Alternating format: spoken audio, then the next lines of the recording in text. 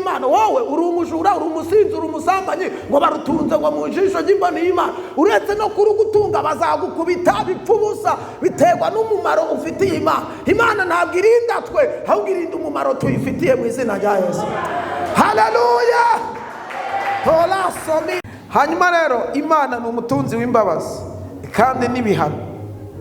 Niyo mpamvu muzarebe iyo Imana umuntu yanze kwakira imbabazi hakiri kare, Imana iraguhendahenda, ariko ukazavayo imbabazi ushobora kuzihabwa, ariko ingaruka z'ibyaha ukazirengera. Kubera iki?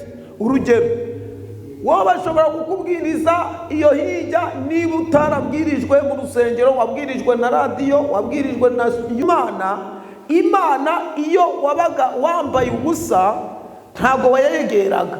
None twebwe turashaka kwambara ubusa tukayegera, ntabwo byavamo. Reka muzasome Bibiliya Itangiriro 1 aho ngaho 26 cyangwa uhereye ku murongo wa mbere, icyo gice cyose kirakwereka ngo Imana yaraje imaze kurema umuntu, hanyuma iraza isanga ngo Adamu bacumuye. Yamubwira ati, Adamu uri he? Ati, nihishe. Tiwihishe kubera iki? Ati, nambaye. Ko mutasubiza ngo nambaye ubusa. Mu yandi magambo, icyatumye yihisha Imana nuko yambaye iki? Ubusa. None twebwe turashaka kwambara ubusa ho kugira ngo tuyihunge tukaza tuyegera.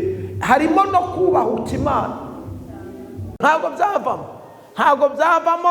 Ibintu by'uyu mugabo birasaba guca bugufi. Hasaba guca bugufi ukajya kuri tapi, kandi iyo ushaka guca bugufi Yesu akagaragara, nawe arakugaragaza. Tuvuge ngo amina cyane.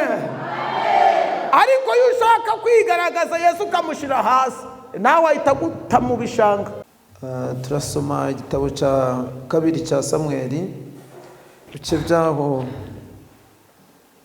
12. Hanyuma tusome umurongo wa 13. Igitabo cya 2 cya Samweli, ibice byaho 12 ku murongo wa 13, paje ya 302 mu isezerano rya kera. Uze ngo nuko Dawidi abwira Natani ati, nacumuye ku Uwiteka. Natani abwira Dawidi ati, nuko rero Uwiteka yagukuyeho icyaha cyawe, nturi bupfe. Namwe muhagere dusome mwahageze. Igitabo cya 2 cya Samweli, ibice byaho 12 ku murongo wa 13, paje ya 302 mu isezerano rya kera. Aravuze ngo nuko Dawidi abwira Natani ati, nacumuye ku Uwiteka. Natani abwira Dawidi ati, nuko rero Uwiteka yagukuyeho icyaha cyawe, nturi bupfe.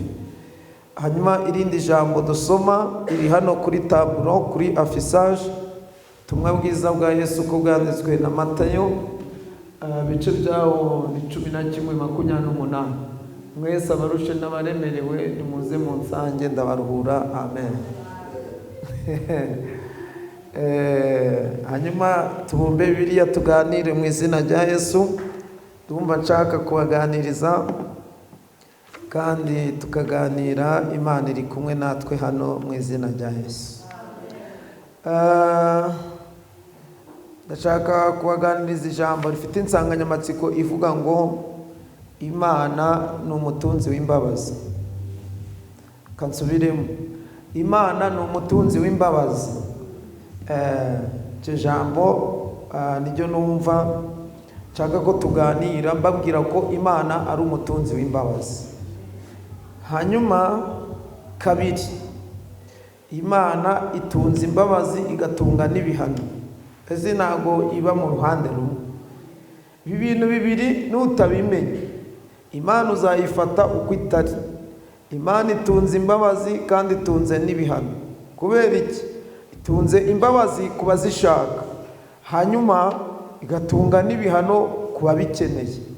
Niyo mpamvu Bibiliya ivuga ngo dore ndaza vuba nzanye ingororano, kugira ngo ngororere buri muntu wese igikwiranye n'icyo yagize ute, n'icyo yakoze. Hanyuma rero iyi Mana rero naje kukubwira ngo ni umutunzi w'imbabazi kandi n'ibihano. Iranegosiya nawe ikakubwira ati ko nshaka ko tuba inshuti ngatura muri wowe, urabyemera cyangwa ntubyemere? Iyo ubyemeye iraza mukabana, utabyemera ikakureka nyine ikajya kureba abandi, kuko yo ntabwo igufata ku ngufu. Irakunegosiya ikakubwira ati ndumva nshaka kwima mu mutima wawe, wayikingurira ikaza ikabana nawe. Sifa kwa Mungu. Hanyuma ni ukuvuga ubundi iyi Mana gukiza umuntu niwe ubigiramo uruhare. Reka mbahereze example. Hanyuma urabona ngawe tuvuge ufite umurwayi mu rugo, none uyu murwayi mu rugo watumijeho dogiteri araza azanye imiti ihwanye n'indwara y'uwo murwayi ufite mu rugo. Mungurikire buriya natangiye kuvugana namwe mu buryo bw'umwuka. Hanyuma dogiteri naza, umurwayi deja akingiraniye mu cyumba, biravuga ngo dogiteri kugira ngo abone uburenganzira bwo kuvura uyu murwayi uri mu nzu birasaba ngo ukingure. Hanyuma nukingura dogiteri aramugeraho amuvure. Ariko dogiteri aramutse ageze iwawe ukamubwira ati gasopo ugavuniramo urufunguzo, dogiteri ntabwo yarwana nawe, asubizayo imiti ye akigendera, umurwayi akaguma aho ngaho atamuvuye. Bivuga ngo kugira ngo amuvure birasaba gukingura. Mu buryo bw'umwuka rero Imana yo yije muri aya materaniro iba ifite umuti uhwanye n'ikibazo icyo ari cyo cyose bazanye hano. Hanyuma hagasigara wowe ukwiriye gukingurira dogiteri kugira ngo agire icyo akora ku kibazo kiri iwawe. Iyo udakinguye rero arigendera, ariko iyo ukinguye ntabwo asiga umurwayi wawe atamuvuye. Bivuga ngo Imana iyo wemerewe kuyikingurira umutima nta na kimwe itavura. Ari uburwayi bw'umubiri irabuvura n'ubw'umutima. Hanyuma rero Imana ni umutunzi w'imbabazi kandi n'ibihano. Niyo mpamvu muzarebe iyo Imana umuntu yanze kwakira imbabazi hakiri kare, Imana iraguhendahenda, ariko ukazavayo imbabazi ushobora kuzihabwa, ariko ingaruka z'ibyaha ukazirengera. Kubera iki? Urugero, wowe bashobora kukubwiriza iyo hirya, niba utarabwirijwe mu rusengero, wabwirijwe na radiyo, wabwirijwe na YouTube, wabwirijwe n'ibindi, aho ahantu hose usigaye uhanyura ukumva bari kuvuga Yesu. None bakakubwira ati va mu byaha, va mu byaha, va mu bujura, va mu businzi, va mu busambanyi, stili nawe ukumva n'ibintu biri aho ngaho. Hanyuma umunsi umwe ukumva none ushaka gukizwa, ariko nubwo ugiye gukizwa warakerewe, kubera ko mu buraya bwawe muri ibyo byaha wabyariyemo abana 3. Hanyuma nuza ugasaba Imana imbabazi izakubabarira kuko ari umutunzi w'imbabazi, ntizakwica. Ariko stili nawe ntabwo bizavanaho ko wabyaye abana 2, bazagumaho. Hanyuma aritonda, yarakijijwe, ariko ako kantu tugiye gushiraho rero ako kantu tugiye gushiraho tukavuga ngo ariko ni fiyemere. Ako ngako tuvuze rero ni ingaruka z'ibyaha watinzemo, kuko ntabwo turabivanaho nyine. Ubwo nyine tuzajya turakuvuga tuvuge ngo ni fiyemere. Izo ni ingaruka z'ibyaha watinzemo, ariko yuza mbere twari kuvuga ngo ni umwana mwiza, n'ibiki ntihagire ibindi dushiraho. Uzareba ushobora kwanga gukizwa, Imana irimo iguhamagara ikuvane mu kabari, ukazavayo bagukubise icupa mu mutwe, hanyuma bakakudoda, hanyuma ukaza kwa Yesu akakubabarira. Ariko stili nawe ntabwo iyo ngovi iravaho, iyo ngovi irahaguma. Uzajya uhakora wumva irahari. Kubera iki iyo ngovi itavuyeho kandi yakubabariye? Ni ukugira ngo ujye uyikoraho, hanyuma igutere kwibuka Imana yakuvanye, nawe wumva udakeneye gusubirayo, kuko usubiyeyo wapfa. Haleluya. Kuriye kumenya rero Imana ifite imbabazi nyinshi cyane, ariko nutinda mu bintu urimo ukora by'ibyaha bizagusigira ingovu, kandi iyo ngovu nta muntu uzayivanaho. hanyuma rero dusomye amakuru y'umugabo witwa Dawidi. Dawidi yari yakoze amakosa, yari yakoze ibyaha. Reka duhere mbere hano mu bice 11. Mu bice 11 haravuga ngo icyaha cya Dawidi. Dawidi ni umwana ayoboye Abisiraheli. Igihe cyarageze yohereza abantu ku rugamba bayobowe n'umugabo w'ingabo witwaga Yowabu. Hanyuma baragenda, bari bahanganye n'Abamoni. Hanyuma Abamoni bakomoka ku mukobwa wa kabiri wa Nowa. Hanyuma Bibiliya ivuga ngo iki?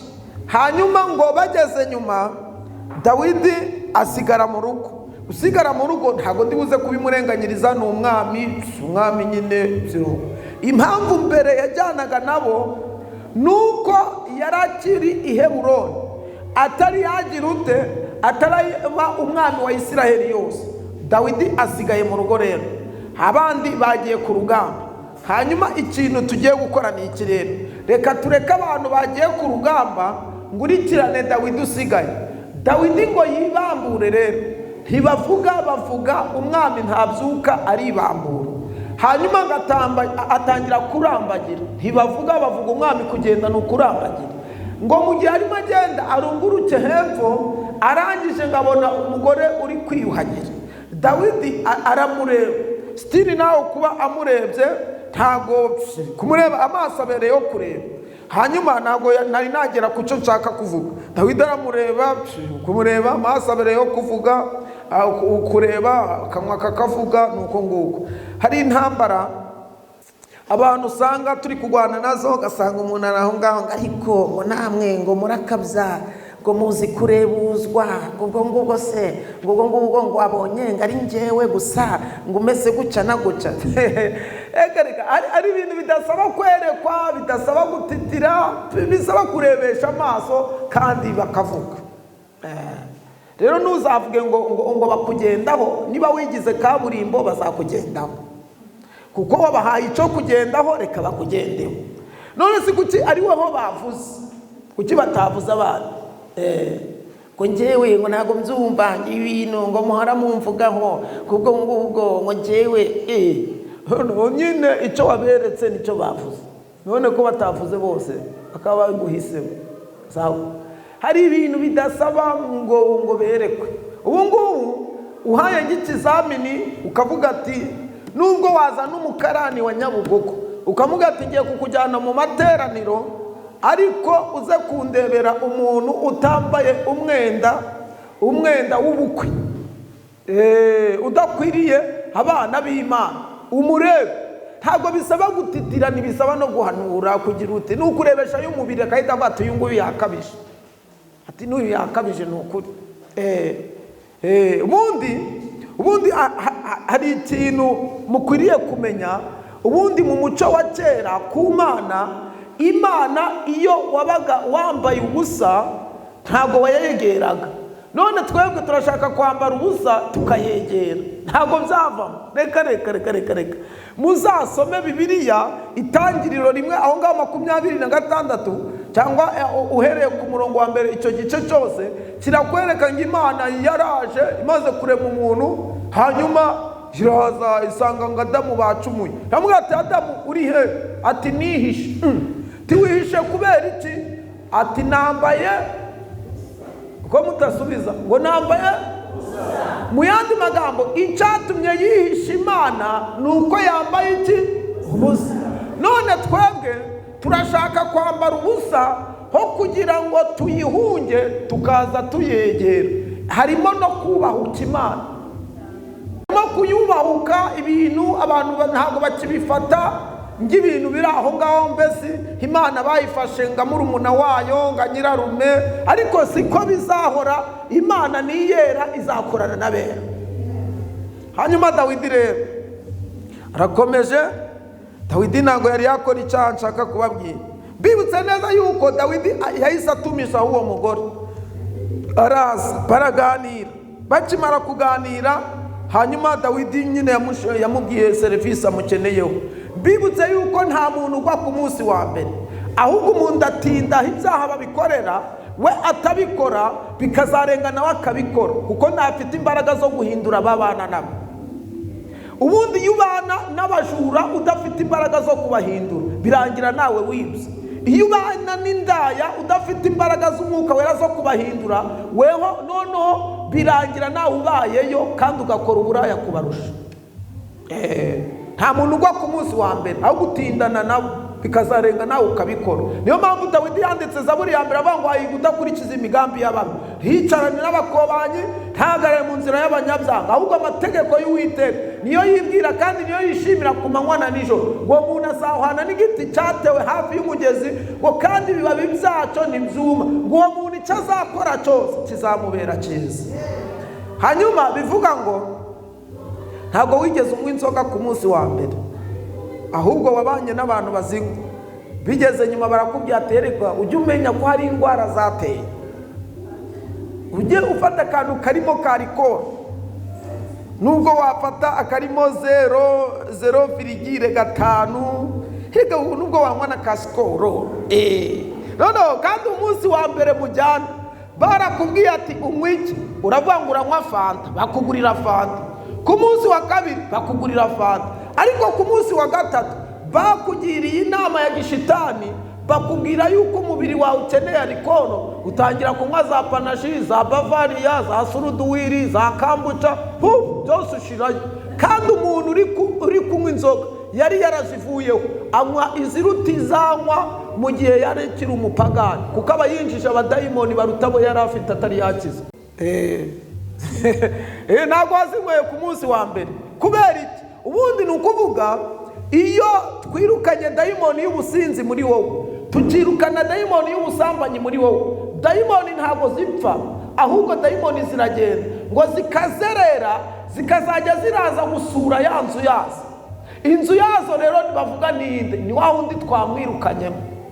Zikaza zasanga urikiri muri kuvuga ngo Yesu ni umugabo nanjye ndamwemera, zikavuga ati tugende aracyabirimo.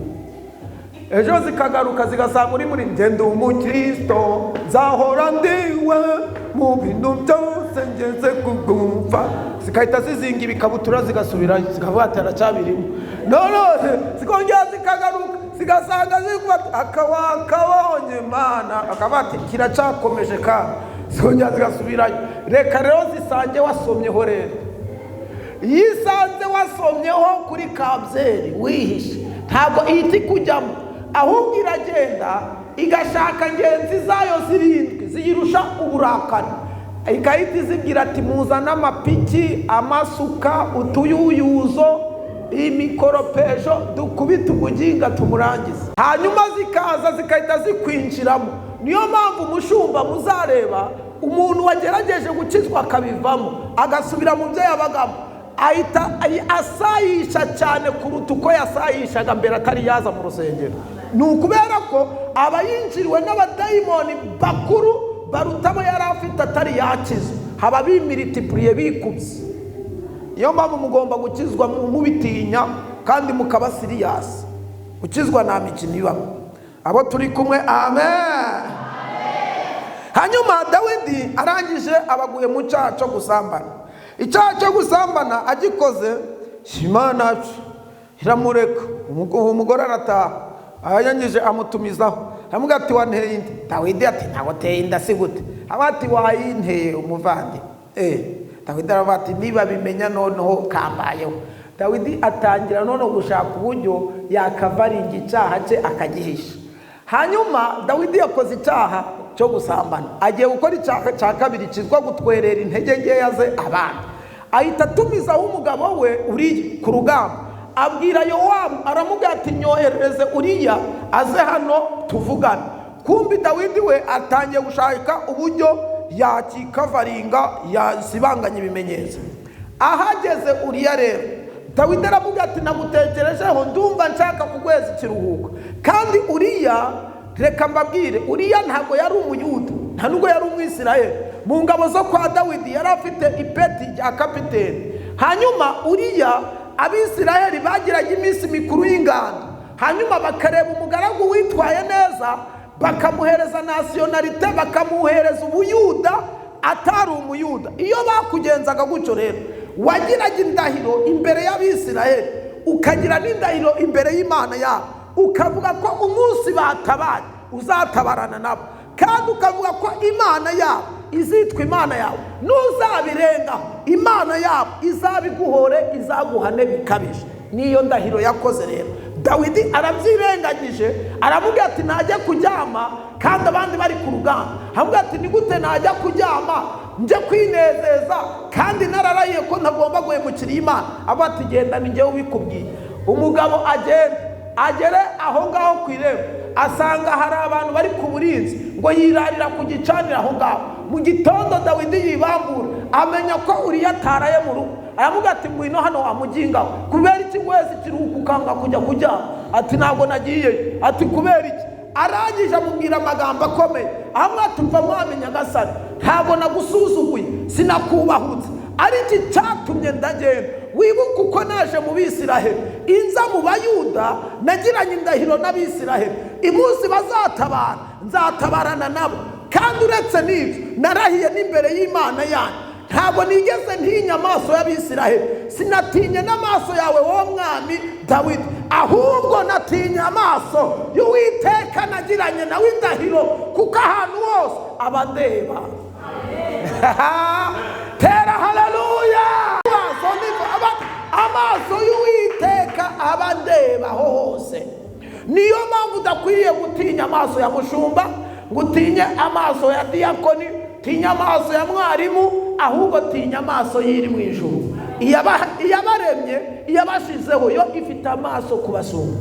Ndagira ngo mbabwire ngo niba dushobora guhagarara hano tukareba mu birometero bigeze muri 80, aha amaso yacu agarukira, ay'Imana yo arakomeza.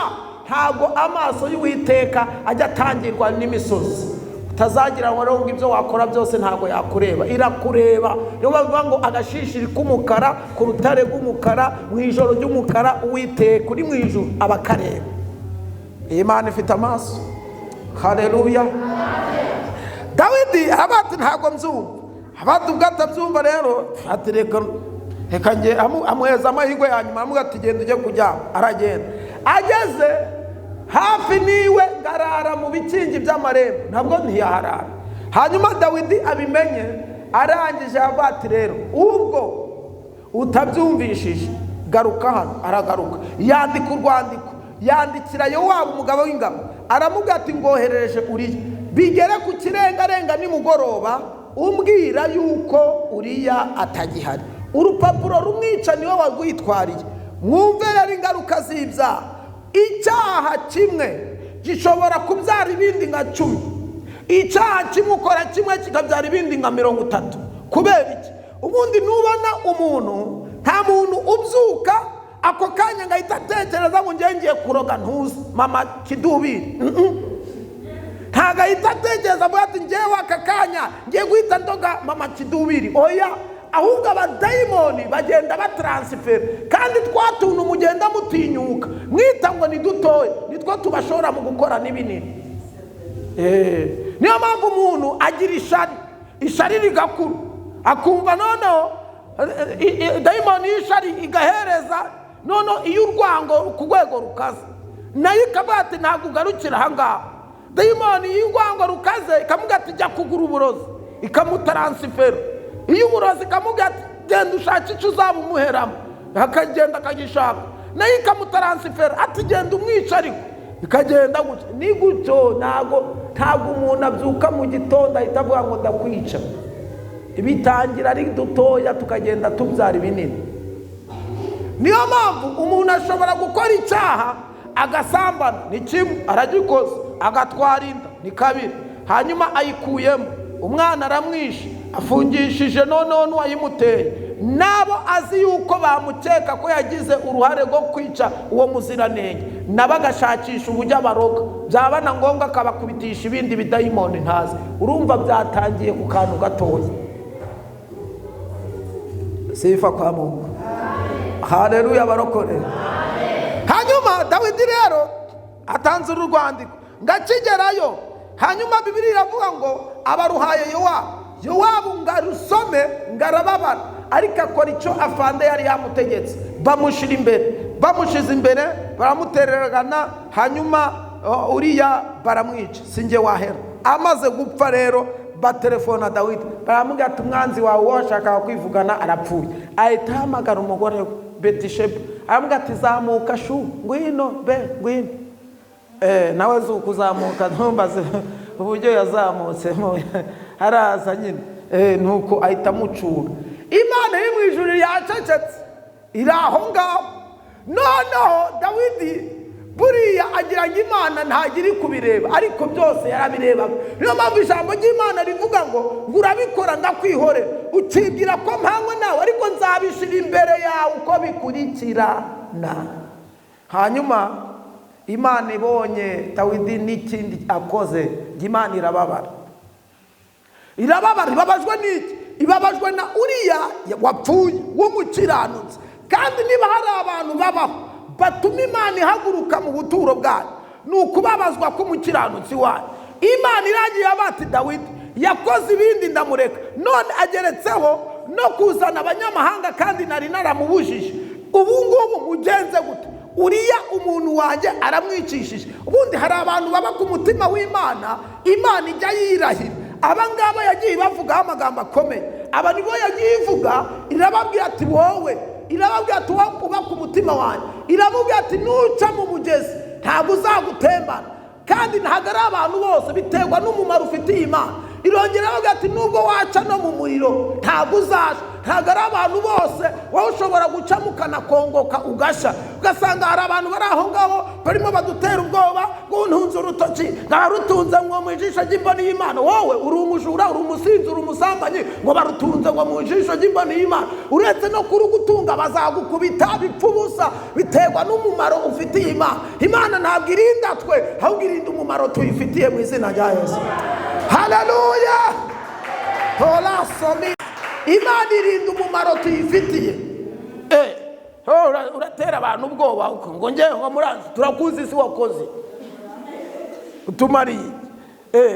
Dawidi nzafata ibimungisha Imana, mbigira impamvu yo kuyegera, nzaririmba izo kunesha, ngeze ku musozo w'urugendo, ntabwo nzicuza kugukurikira, mfite impamvu zibifatika, ntabwo nzicuza kumukurikira, mfite impamvu zibifatika. Haleluya. Dawidi agira ngo yamuretse, Imana irabati ntabwo nkureka, ntabwo ngorohera. Imana iragenda ihamagara umuhanuzi Natani, avuga ati Natani ngireyo, hanyuma umbwirire uriya muturage wanjye, ubwire ngo nababaye ndamwica. Ubundi reka mbabwire, ari ibintu abantu batazi gusenga, basenga waza kubabwira ubutumwa icyo Imana iri kubashakaho, ariko ngiyo Mana ngo nimwebwira mwenyine, ngo muzayibwire yizire ngo nanjye bimbwire. Aguze ibyo uri kuvuga wowe, uzi ibyo uri kuvuga. Ari abantu batazi ibintu baba bavuga baraho ngo uzayibwire ngo nanjye nsange ize. Ngewe kugira ngo Imana ize ubwayo yantumaho umuhanuzi. Yintumyeho umuhanuzi ndoroherwa gusumbya uko yakiyizira. Yo ishobora kuza ijisho ikayitira kandi ikarimeneramo, nta mikino igira. Ariko iyo itumye umuhanuzi muraseka, ubwo sindi muri kubona mutorohewe, ubwo siyo yiyizira. Muzabibaza Abisiraheli bigize kwigira abajerekone, baravuga ati ariko iyo Mana ngo Mose niwe yivugana nawe gusa buri gihe, ngo Imana ngo yakuvugishije, yibwire natwe izaze itwibwiriye. Ngo mwiki ngo murashaka iki? Izaze ibibwirira ati sawa. Mose baragiye kumusoza, tuwite ko bagushaka, ati genda ubabwire bitegure bazaze nabo mbiyereke, si byo bashaka. Bose baragenda. Ubwo rero buriya bagendaga bakubitana no mu biganza, ati kora hano natwe izajya ituvugisha. Ibintu byo kwirigwe batubwira ngo yatubwira tugende, uyu munsi biramenyekana. Ese bagiye bakubitana uduhayi 5, ngo nyine ngo bagiye kuyireba. Dore bagera ku musozi rero, bati ngaho rero nize natwe tuvugisha. Baba baratangiye ati Mose iri he? Ati muguma aho ngaho igiye kuza. Ati iri he? Ati muguma aho ngaho, simwayisabye rendezvous si saha ngazi. Bagiye kubona agacu karaje, bagiye kubona babona umurabyo ngo pya, undi ngo pya pya. Ati Mose iri hehe? Abati muhumure mukanyiraza. Bagiye kumva bumva inguba ngo inguba, abagwaye diabete imivuduko batangira, abagwaye umutima ibifu birahaguruka, inguba ngo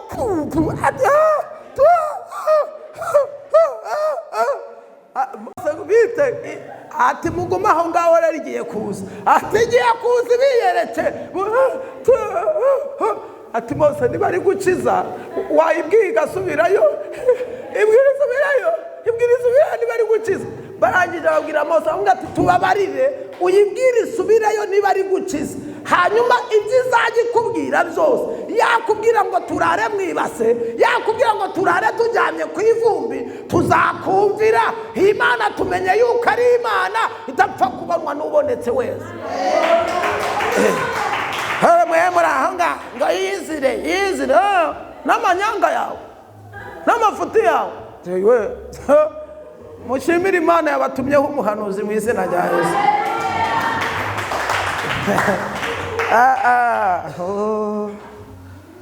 Uko wansanze uko niko wangunze, ubu numva nisanze uri mwiza Yesu we.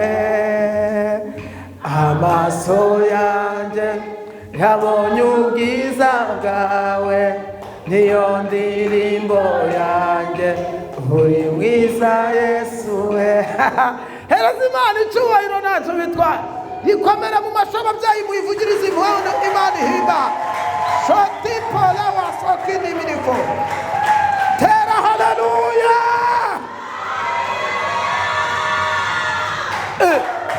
Barangije Imana yokabyara ibihagurukije umuhanuzi agenda abati rero ibintu numye birakomeye. Imana yamuga tugira ubwenge bwo kubitanga. Impamvu birivuga ngo ubuze ubwenge agira ute abusaba. Hari abantu bari aho ngaho babahanuzi ariko bafitemo ibintu by'ubwana. Ubundi yuri umuhanuzi mbese umwuka wera ntabwo bisobanura haleluya z'umurambararo, ntibisobanura kwerekwa. Ikimenyetso cy'umwuka wera ntakuka gikomeye ni ubwenge. Iyo uri umuhanuzi utagira ubwenge urangira vuba. Weho uri umuntu uri aho ngaho ugeze kwa mama ntuza no kwa papa ntuza, Imana irakweretse kandi ibintu ikweretse nibyo. Gatare ihane busambanyi bwawe ye kandi imbere y'abana ba Kidomoro, ba Kibeteri, ba Nyirabishagari n'abandi. Umugabo rero ikintu agukorera nta kindi, ahita gutera ingumi y'ijisho. Yagutera ingumi y'ijisho akakubwira ati duhurire hanze. Akakubwira ati rero ntari narabikoze ariko hari ugiye kunsenyera onteje abantu. Ati none ko nteye ingumi. Akahita akubwira ati wihanganura yiriye nyine kubera kubura ubwenge. Kubera weho uri umuhanuzi, imbaraga z'umuhanuzi wari ufite uburenganzira bwo kumuhagurutsa ukamubwira ati duhurire hanze. Mama Kereri na Mama Korodeta basigara bari kuririmba 45 mu gakiza, hanyuma tugaruke. Wagera ukamubwira ati ko turi gusenga ngabona hari ibibwa biri kukurira bite byawe ko ntarakomeza yari amateraniro. Akahita akubwira ati Imana imbabarire ibi nibi, ahubwo hari n'akandi kana dufitanye randevu muri weekend nari kuzajyana ku mazi, ubwo Imana ibivumbuye bivuyemo. Hanyuma ukahita umusabira penetensiya mukagaruka, hanyuma mukagaruka mubyina chorus ivuga ngo ngingiriza Mana nibambone. Nakabati kabisa wa Mana urangingirije kabisa, ngingiriza Mana nibambone. Yareba ubwenge wabikoresheje, yareba na filozofi washizemo, agahita kuvuga ati ariko mukozi w'Imana uza waje gute? Kakubwira ati nateze moto. Ati ntago njya kugenda na moto kandi mfite imodoka, ndaje ngugeze aho ugomba kujya. Kubera iki? Ubwenge. None baba baguteye ingumi bakaguhereza icyayi, sinago bakiguha. Ariko kubera ko ari kubyina ngingiriza Mana nibambona, ahita bati bateka icyayi cy'amata. Kubera ko uri umuhanuzi ufite ubwenge. Imana ibaha ubwenge mu izina rya Yesu. Imana ibaha ubwenge mu izina rya Yesu. hanyuma Dawidi ari aho ngaho, umuhanuzi abaraje, amaze kuza aramubwira ati rero nguzaniye ubutumwa. Dawidi aravuga ati ni ubuhe butumwa? Aravuga ati muri iki gihugu cyawe habayemo amahano. Ati si aya, hari umukire afite amasho y'intama, yaraturanye n'umukene nyakuge. Uwo mukene yari afite agatama kamwe kandi kamuraraga mu gituza, none bakanasangira. None uwo mukire yabonye abashitsi, aragenda afata agatama k'umukene akazimanira abashitsi. Dawidi arangije abati ibyo bintu uri kuvuga utambeshe, byabereye muri iki gihugu nyoboye cyangwa ni muri Senegali cyangwa muri Cameroon? Ati muri iki gihugu. Dawidi arangije abati utari wakomeza njyewe ng'umwami, reka nduce uwo muntu apfe. Umva Dawidi ngarukate. Niyo mpamvu ubundi umuntu y'umwuka wera yagiye baramurondora ntamenye ko ari Imana iri kuvugana nawe, ahubwo agasigara bisunikira ku bana ngo yego ngo bambwirire ngo yo mama ntuza ngaza kuba hano ngira ijambo nije, kubera ibintu by'amatiku n'ubunyanga muhoramo ntumenye ko ari we Imana yagendereye. Ntabwo Imana iri kuvugana n'umuntu utari hano, iri kuvugana nawe. Hanyuma Dawidi ntiyamenya ko yagenderewe, ugatangira kubisunika ku bana. Ati uwo muntu apfe, abararukase. Umuhanuzi ati namukubwira se? Ati mumbwire. Ati jezi kontrole more. Ati reka mukubwire. Ati mwami nyagasani. Ati none kari wowe? Ati ngo iki? Ati ni wowe, wari ufite abagore benshi cyane, wagiye ucura mu kaburi, uriya wamwicishije, Imana yarakaye irakwica, nta mikino ifite, wowe ibintu wakoze ntago bibaho. Dawidi arangije abati ndapfuye we, ndarangiye. Nyuma Dawidi ngahita honga. Dawidi mwibuke impamvu Bibiliya ivuga ngo Dawidi ngafite umutima ng'uw'Imana ishaka, suko atakoraga amakosa, ahubwo icyatumye Imana ivuga ngo Dawidi ngafite umutima ng'uwo nshaka. Mu bami babayeho, Dawidi iyo umwuka yamurondoraga akimenyaho amakosa, ntago yaburanyaga umwuka, ahubwo yahitaga aca bugufi ako kanya. Nicyo cyatumaga Imana ivuga ngo Dawidi wewe ufite umutima ng'uwo nshaka. Niyo mpamvu Yesaya yavuze ngo wowe ngunda nuhindishwe umushitsi n'ijambo ry'Imana. Dawidi rero icyo ngicyo cyatumaga Imana imukunda.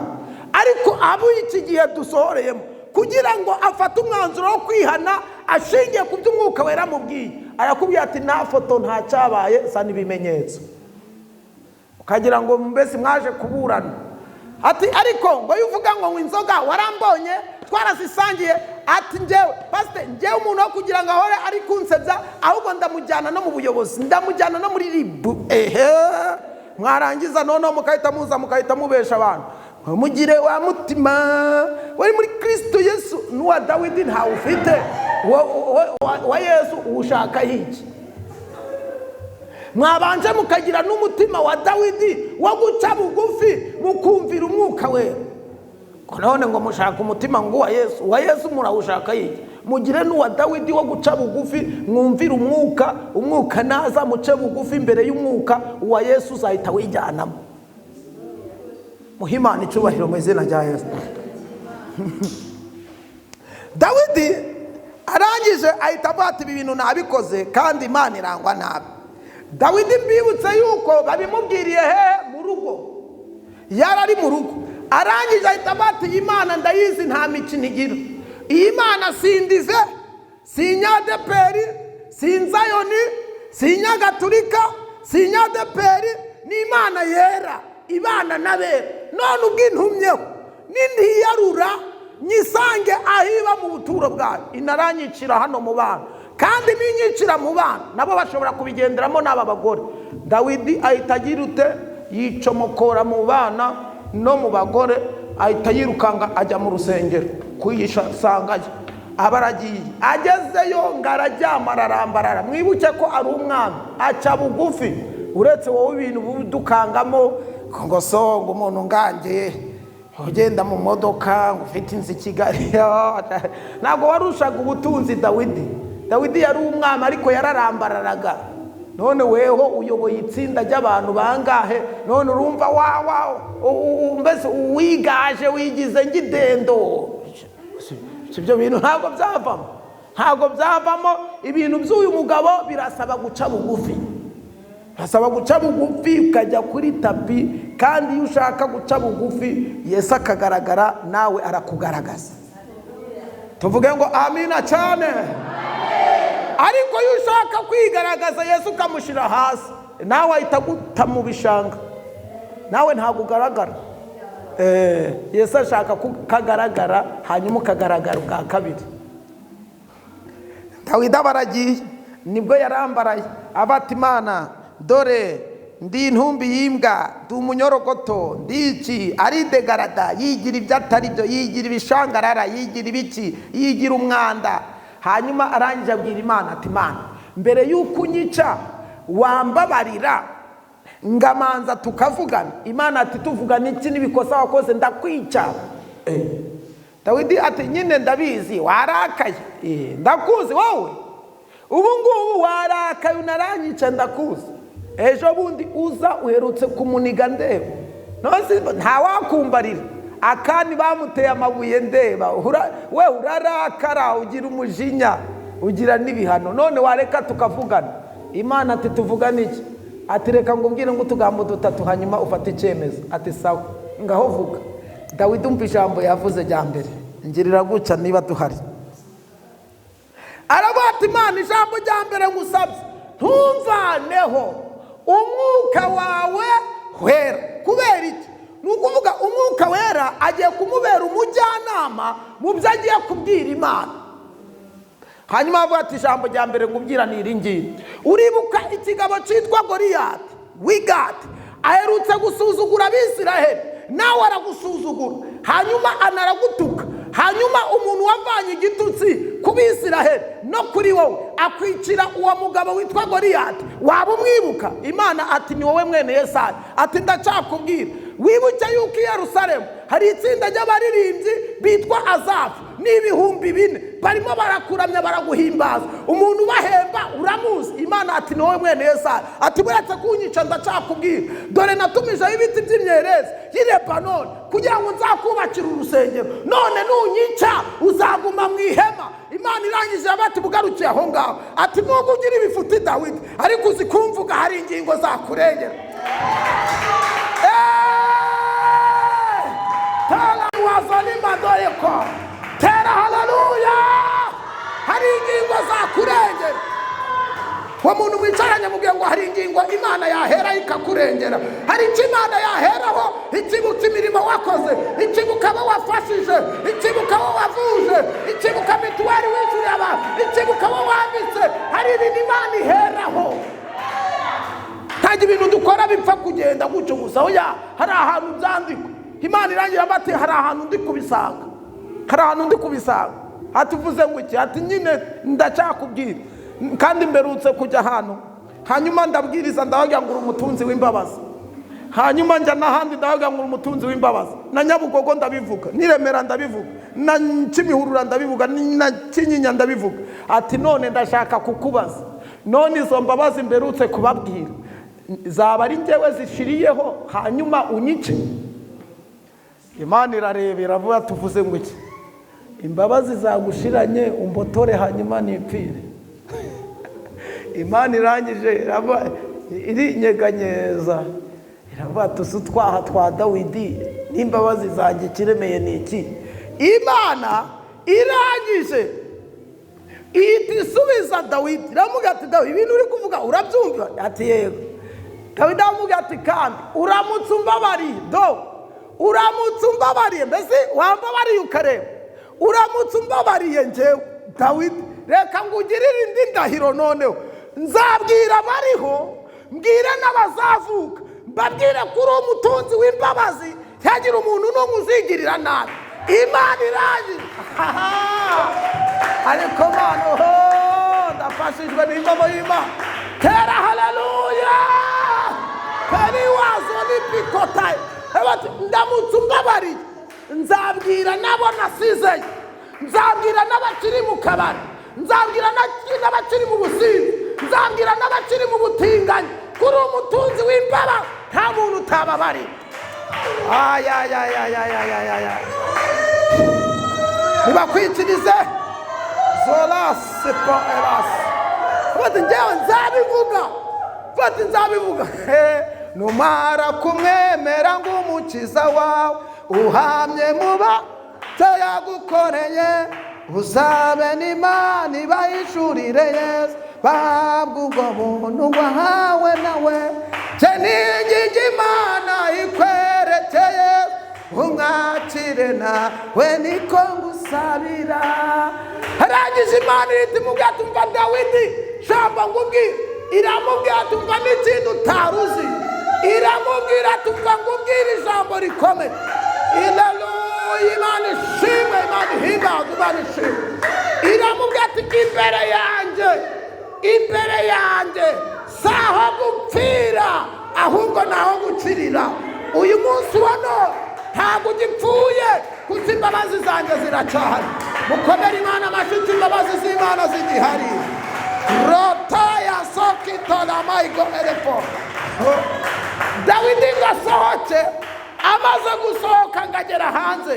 Ageze hanze yaririmbye Zaburi ya 32 aba ngo hahirwa umuntu wababariwe ibicumuro ibyaha bye bigatwikira. Ab'Imana yababariye bavuga ngo amen. Imana ishimwe. Nuko ngihamagara imbabazi ziwe ziyitaba ntaragira icyo mvuga zirambonera ziti ngwino usange mutima ngunda cyane ndakubabarire ziti ngwino usange mutima ngunda cyane ndakubabarire. Haleluya Imana ishimwe Imana ishimwe Imana ishimwe Imana ishimwe. Nibuka amagambo meza nsabira abanyishimira kandi abanzi banjye nabo bubahe kukumenya ubagasanire ku mwuzuro ubavubira imvura wenda bazahinduka babone k'urukundo niba ngugiriye byisha unyibuke ijisho ryawe ibihe n'ibihe ineza yawe kundunduro iri ni isengesho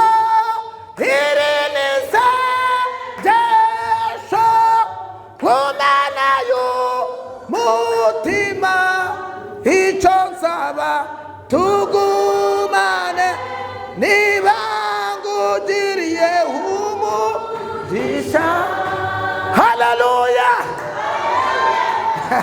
umuntu mwegeranye murebe mu maso mugenda akira imbabazi z'Imana mu izina rya Yesu. Akira imbabazi muri uyu mugoroba, akira imbabazi mu rugo rwawe, akira imbabazi ku buzima bwawe, wakira imbabazi mu buzima bwawe kuko Imana ni umutunzi w'ikirata w'imbabazi. Imbabazi z'umukiza zamuzanye kuncungura natabitswe n'ibyaha byanjye hangura marangiza hari mu isayo y'ibyaha arafata ratayura ntari mu mwijima ukomeye nonara muritira. Haleluya ayigufite isezerano ntana. Imuhaguruke dusenge, imuhaguruke tuyisenge. Nizemera kw'ibirenge byawe biteguza ikurinda ntabwihunikira nisinzira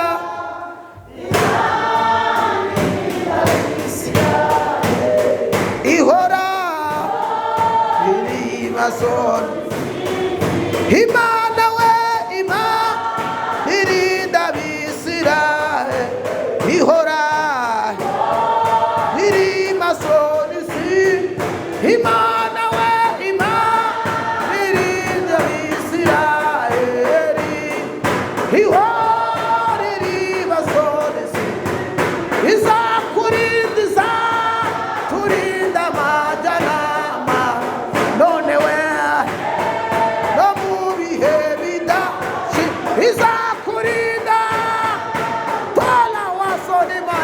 data none